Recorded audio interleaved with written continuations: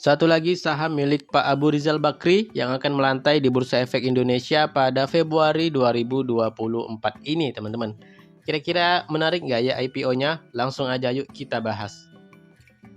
Halo guysku, Bang Tusa update di sini. Selamat datang dan selamat bergabung kembali. Saya ucapkan teman-teman, kali ini kita akan bahas lagi IPO saham baru ya teman-teman. Kali ini kita kedatangan PT Ancara Logistik Indonesia Tbk dengan kode saham ALII atau ALI ya teman-teman. Untuk sektornya itu ada di sektor energi, sedangkan kegiatan usahanya itu adalah coal distribution, jasa pengangkutan laut, dan transshipment.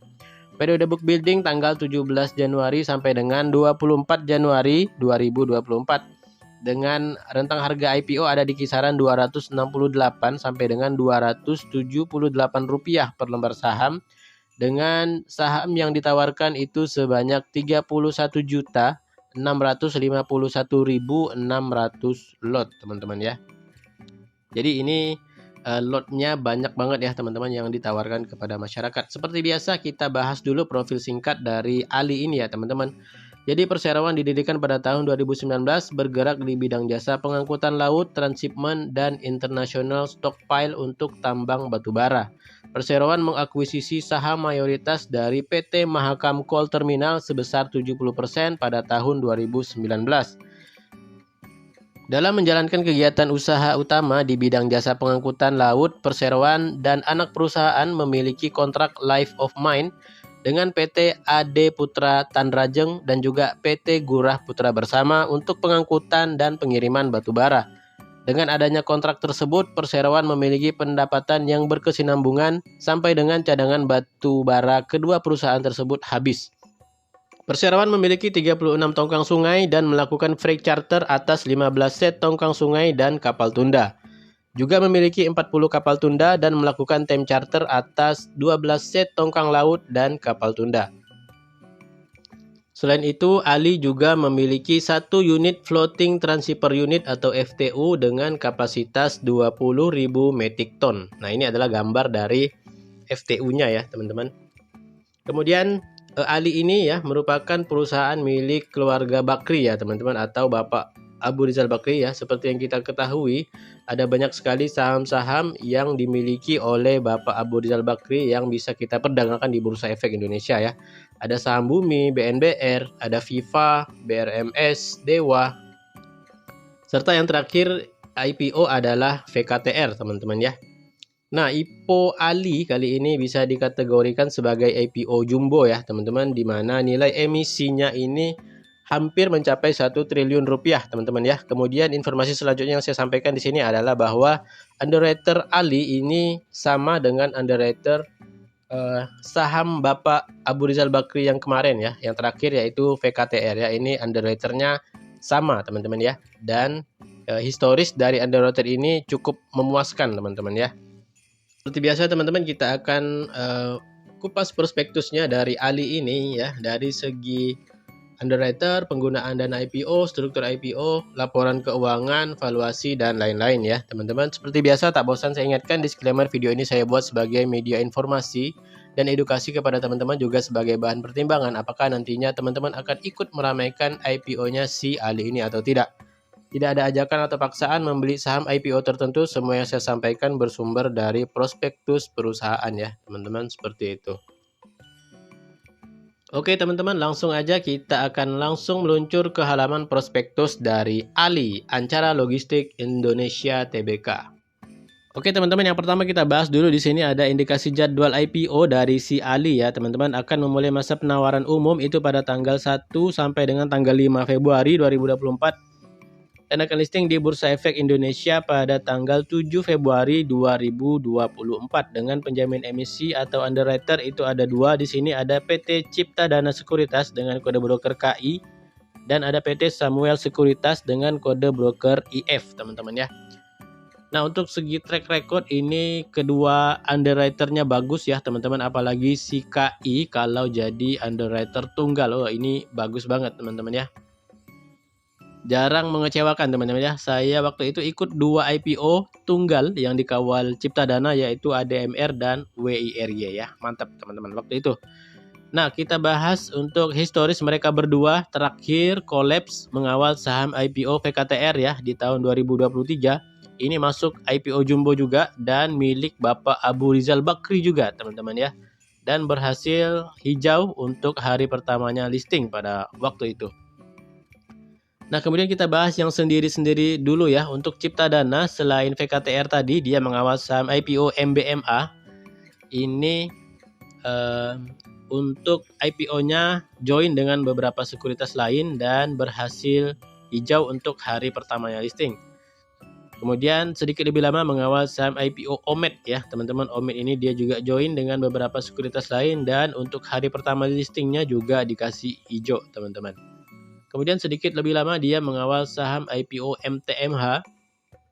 Ini join dengan beberapa sekuritas lain dan berhasil satu kali arah teman-teman ya. Kemudian sedikit lebih lama dia mengawal WIRG dan ADMR ya teman-teman. Ini juga sempat rame ya untuk IPO-nya mereka berdua karena berhasil arah berjilid-jilid teman-teman. Seperti itu untuk track record dari Ciptadana. Sekarang kita bahas dari track record atau historis Samuel Sekuritas ya. Terakhir dia mengawal saham IPO FOLK teman-teman ya. FOLK ini dia berhasil hijau untuk hari pertama listingnya. Kemudian IF ikut mengawal saham IPO Aman Mineral kemarin ya teman-teman. Aman Mineral IPO Jumbo juga dan berhasil hijau ya untuk hari pertama listingnya teman-teman. Kemudian dia juga sempat mengawal saham IPO dari Awan teman-teman ya. Awan ini untuk IPO-nya berhasil 4 kali arah teman-teman ya. Nah seperti itu untuk historis dari kedua underwriter ini sudah tidak perlu diragukan lagi ya teman-teman. Selalu ngasih cuan di hari pertamanya listing teman-teman. Seperti itu. Oke, selanjutnya kita bahas struktur IPO dari Ali ya teman-teman. Jadi dalam IPO ini sebanyak-banyaknya 3.165.160.000 saham dengan nilai nominal Rp5 per lembar saham atau mewakili sebanyak-banyaknya 20% dari modal yang ditempatkan dan disetor penuh.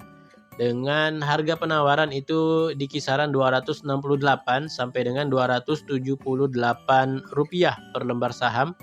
Dengan nilai emisi IPO atau dana yang diperoleh itu sebanyak-banyaknya Rp879.914.480.000 teman-teman. Nah ini untuk emisi IPO-nya besar ya teman-teman. Bisa dikategorikan sebagai IPO Jumbo seperti itu guys. Kemudian dalam IPO ini tidak ada waran yang ditawarkan, hanya induknya saja.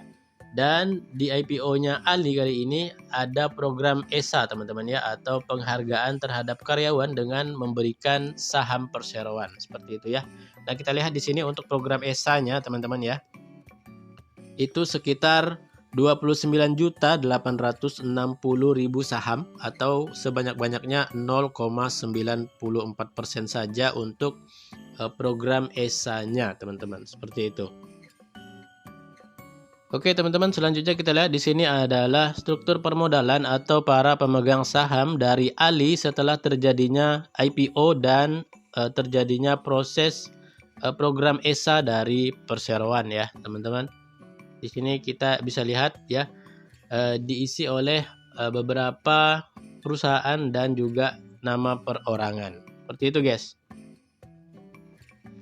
Nah, kemudian di sini ada pembatasan ya teman-teman atau lock up period untuk pemegang saham lama dari Ali teman-teman ya. Itu akan di lock up selama 8 bulan setelah Ali listing di Bursa Efek Indonesia. Kemudian di sini dikatakan bahwa Abu Rizal Bakri dan Nalin Khan Armatat Ratut itu selaku pihak pengendali menyatakan bahwa akan melock up atau tidak akan mengalihkan ke pengendalian sahamnya sampai dengan 12 bulan setelah Ali ini melantai di Bursa Efek Indonesia, teman-teman. Seperti itu. Oke, teman-teman, selanjutnya kita bahas rencana penggunaan dana IPO ya dari Ali.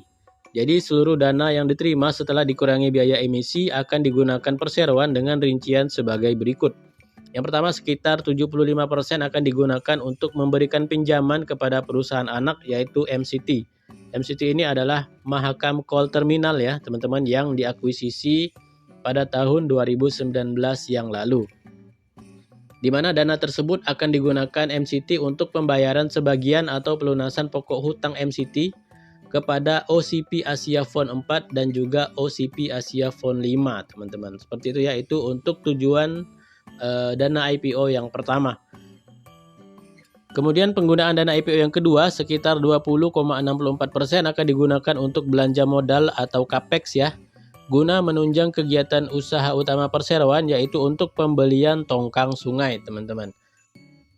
Kemudian tujuan penggunaan dana IPO yang ketiga, sisanya akan digunakan perseroan untuk modal kerja atau OPEX ya, teman-teman, dalam rangka pembelian bahan bakar, jasa operator kapal, dan lain-lain, teman-teman. Seperti itu, ini untuk tujuan penggunaan dana IPO-nya agak ngeri-ngeri sedap ya, teman-teman.